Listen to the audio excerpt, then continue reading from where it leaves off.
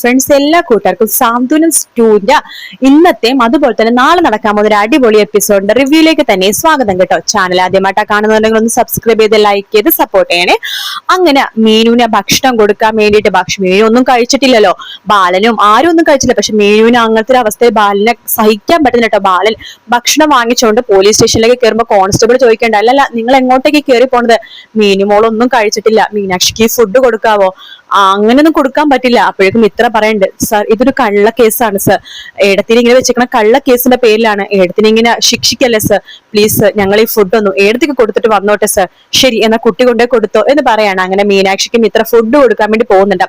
അതിനുശേഷം നമ്മുടെ ആര്യനും അതുപോലെ തന്നെ മാമനും കൂടി ചേർന്നിട്ട് മീനാക്ഷിനെ കാണാൻ വേണ്ടി വരുന്നുണ്ട്. മീനാക്ഷി അടുത്ത് പറയുന്നു കേട്ടോ, ഒരിക്കലും ഏട്ടൻ ഇങ്ങനെ ചെയ്യില്ല ഏടത്തി, ഇതിന്റെ പിന്നിൽ എന്തോ വലിയ ചതി നടന്നിട്ടുണ്ട്, വലിയൊരു ഗൂഢാലോചന തന്നെ നടന്നിട്ടുണ്ട്. ഈ പറഞ്ഞ വീണാമ്മയുടെ ഭർത്താവാണല്ലോ അമ്മയുടെ കയ്യിൽ പൈസ കൊടുത്തത്. പക്ഷെ വീണാമ്മയുടെ എന്താ പറഞ്ഞത്, ആകാശേട്ടനെ പോയി പൈസ മേടിച്ചെന്ന്. അപ്പൊ ഇങ്ങനെ എല്ലാം കൂടി കൂട്ടി വായിക്കുമ്പോഴേക്കും ആകാശേട്ടന്റെ മീനാക്ഷിയേട്ടന്റെ ഇടയിൽ നിന്നിട്ട് ആരും ഇതൊക്കെ കളിച്ചിട്ടുണ്ട്. അത് ആരാണെന്ന് ഞാനും മാമനും കണ്ടുപിടിക്കും, ഇന്ന് തന്നെ കണ്ടുപിടിക്കും. ഏടത്തിനെ തിങ്കളാഴ്ച കോടതിയിലേക്ക് കയറ്റാൻ വേണ്ടി ഞങ്ങൾ സമ്മതിക്കില്ല, അതിൽ എന്തൊക്കെ ചെയ്യാവോ അതൊക്കെ ചെയ്യും എന്ന് പറഞ്ഞിട്ടാണ് ആര്യനും അതുപോലെ തന്നെ മാമനും കൂടി അവിടെ നിന്ന് പടിയിറങ്ങണത്. ശേഷം ഇത്ര മീനാക്ഷിയോട് പറഞ്ഞ് മനസ്സിലാക്കുന്നുണ്ട്, ഏടത്തി എനിക്ക് തോന്നണില്ല നിങ്ങൾ തമ്മിൽ ഒരുപാട് പ്രശ്നങ്ങളുണ്ട്, ആകാശേട്ടനും മീനാക്ഷിയേട്ടനും തമ്മിൽ പല പ്രശ്നങ്ങളും കാര്യങ്ങളും ഉണ്ടാകും, ശരി തന്നെയാണ്. പക്ഷെ ആകാശേട്ടൻ ഒരിക്കലും ജയിലിൽ മീനാക്ഷിയുടെ പോലീസ് സ്റ്റേഷനിൽ കിടത്താൻ വേണ്ടി സമ്മതിക്കില്ല, അത് എനിക്ക് ഉറപ്പുണ്ട്. അതുകൊണ്ട് തന്നെ മീനാക്ഷി എടുത്ത് ആകാശത്തിന് സംശയിക്കല്ലേ എന്നൊക്കെ മിത്ര പറയുന്ന ഭാഗത്തോടെയാണ് ഇന്നത്തെ എപ്പിസോഡ് തീരുന്നത്. ആര്യനാണെങ്കിൽ ബാലനെ വാക്ക് കൊടുക്കണ്ട, അച്ഛൻ ഒന്നും കൊണ്ട് പേടിക്കണ്ട, ഏടത്തിന് നമുക്ക് രക്ഷിക്കാം. അപ്പൊ ബാലൻ പറഞ്ഞ, മോനെ എനിക്ക് സഹിക്കാൻ പറ്റില്ല, അവള് തിങ്കളാഴ്ച കോടതിയിലേക്ക് പോയി നിൽക്കണം, എനിക്ക് സഹിക്കാൻ പറ്റില്ല മോനെ, അവൾ എങ്ങനെയെങ്കിലും ഇറക്കണം അച്ഛൻ, ഞാൻ വാക്ക് തരാണ്, അച്ഛന്റെ മീനാക്ഷി മോളെ ഞാൻ ഇറക്കിയിരിക്കുമെന്ന് പറയണം. ശേഷം ആര്യനും നമ്മുടെ മാമനും കൂടി പോണത് നമ്മുടെ വീണ മേഡത്തിന്റെ വീട്ടിലേക്കാണ്. അവര് പോയിട്ട്, അതെ വീണ മേഡം ഒന്ന് വാതിൽ തുറക്കുന്ന ബഹളം ഉണ്ടാക്കാണ്. വീണ മേഡം വാതിൽ തുറക്കുന്നുണ്ട്.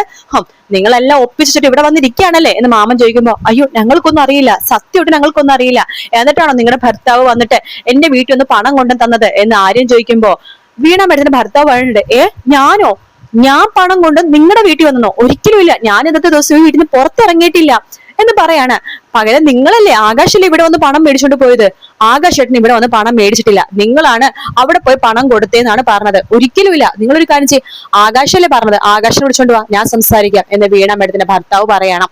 അങ്ങനെ ആര്യനും മാമനും കൂടി ചേർന്നിട്ട് ആകാശനെ വിളിച്ചോണ്ട് വരുവാണ്. ദേ ഇത് ആകാശേട്ടൻ, ആകാശേട്ടാ പറ, ഇയാളല്ലേ ആകാശേട്ടാ വീട്ടിൽ വന്ന് പണം തന്നത്? ഇയാളോ? ഇയാള് വീട്ടിൽ വന്ന് പണം തന്നിട്ടില്ല, എന്നെ കാണാൻ വന്നത് വേറൊരാളാ, വീണ മേഡത്തിന്റെ ഭർത്താവ് എന്ന് പറഞ്ഞ വന്നത് ഇയാളല്ല വേറൊരാളാ. വീണ മേഡം പറയുന്നുണ്ട്, അയ്യോ എന്റെ ഭർത്താവ് ഇതാണ്. അപ്പോ നിങ്ങൾ സംശയിച്ചത് വെറുതെ ആയില്ല, മീനാക്ഷിനെ ആരോ കുടുക്കിയതാണ്, അത് ഉറപ്പാണ്. അപ്പൊ ആര്യം പറയുന്നുണ്ട്, സർ സോറി, ഞങ്ങൾ ക്ഷമിക്കണം, ഞങ്ങളും സാറിനൊന്ന് തെറ്റിദ്ധരിച്ചു പോയി, ഇവിടെ വന്ന ആളിനെ എങ്ങനെയെങ്കിലും സാറിന് അറിയാൻ പറ്റും, ഇവിടെ ക്യാമറ എന്തെങ്കിലും ഉണ്ടോ? ഉണ്ട് ആര്യ, ഇവിടെ ക്യാമറ ഉണ്ട് എന്ന് പറയാണ്. അങ്ങനെ ക്യാമറ നോക്കണം. അപ്പൊ നോക്കുമ്പോ തൊപ്പി വെച്ച ഒരാള് കാണുവാട്ടോ. ആര്യനും മാമനും അപ്പൊ തന്നെ ആ ഒരാള് തപ്പിപ്പിടിച്ചെടുക്കാൻ വേണ്ടി പോകുവാണ്. അങ്ങനെ അയാൾ ആ ഒരു രാത്രി തന്നെ നമ്മുടെ ആര്യനും മാമനും കൂടി കണ്ടുപിടിക്കുന്നുണ്ട്. ആകാശാണെങ്കിൽ ആകെ തകർന്നിരിക്കാട്ടോ. അതുകൊണ്ട് തന്നെ ആര്യനും മാമനും ഇതിനു വേണ്ടി മുൻകൈ എടുത്ത് പോകുന്നത്.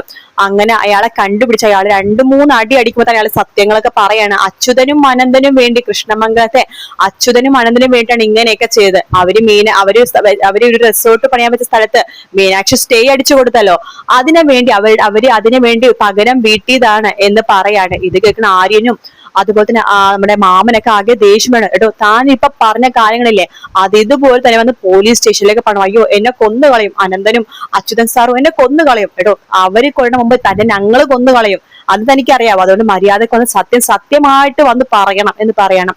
അങ്ങനെ അയാളെ പൊക്കിയെടുത്തോണ്ട് ആദ്യം പോലീസ് സ്റ്റേഷനിലേക്ക് പോയാൽ ശരിയാവില്ല, കാരണം പോലീസുകാരെല്ലാം കാരണം തന്നെ അനന്തന്റെ അച്യുതന്റെ ആൾക്കാരായിരിക്കുമല്ലോ. അതുകൊണ്ട് ആര്യനും മാമനും ആകാശം കൂടി എന്താ ചെയ്യാന്ന് വെച്ച് കഴിഞ്ഞാൽ ആദ്യം മാധ്യമങ്ങളെ വിളിച്ചു നിർത്തി എല്ലാ ചാനലുകൾക്കും ഒരു ഇന്റർവ്യൂ പോലെ കൊടുക്കുകയാണ്. ഇങ്ങനെ മീനാക്ഷി തെറ്റ് ചെയ്തിട്ടില്ല, തെറ്റ് ചെയ്തത് ഇവരാണ്, പാവപ്പെട്ടൊരു പെണ്ണിനെ കൈക്കൂലി കേസിൽ പെടുത്തി ഇങ്ങനെ ജയിലിൽ ഇങ്ങനെ പോലീസ് സ്റ്റേഷനിൽ അർദ്ധരാത്രി നിർത്തിയത് എന്തിനാണെന്നൊക്കെ ചോദിച്ചു ഭയങ്കര പ്രശ്നമൊക്കെയാണ്. അങ്ങനെ ഭയങ്കര കോലാഹലമൊക്കെ ഉണ്ടാവാണ്. കളക്ടർ വരുന്നുണ്ട്, അങ്ങനെ അവിടുത്തെ സ്ഥലത്ത് ആൾക്കാർ വരുന്നുണ്ട്. അങ്ങനെ എല്ലാവരും കൂടി ചേർന്ന് മീനാക്ഷി തെറ്റുകാരി അല്ലെന്ന് മനസ്സിലാക്കി മീനാക്ഷിനെ വെറുതെ വിടാൻ പോകുന്ന ഭാഗമാണ് നമ്മൾ നാളത്തെ വീക്കെൻഡ് പ്രൊമോയിൽ കാണാൻ വേണ്ടി പോകുന്നത് കേട്ടോ. വീഡിയോ ഇഷ്ടപ്പെട്ടാൽ ലൈക്ക് ചെയ്യുക, സബ്സ്ക്രൈബ് ചെയ്യുക, കമന്റ് ചെയ്യുക. മറ്റൊരു വീഡിയോ ആയിട്ട് വീണ്ടും കാണാം ഫ്രണ്ട്സ്. എല്ലാവർക്കും ടേക്ക് കെയർ, ബൈ ബൈ.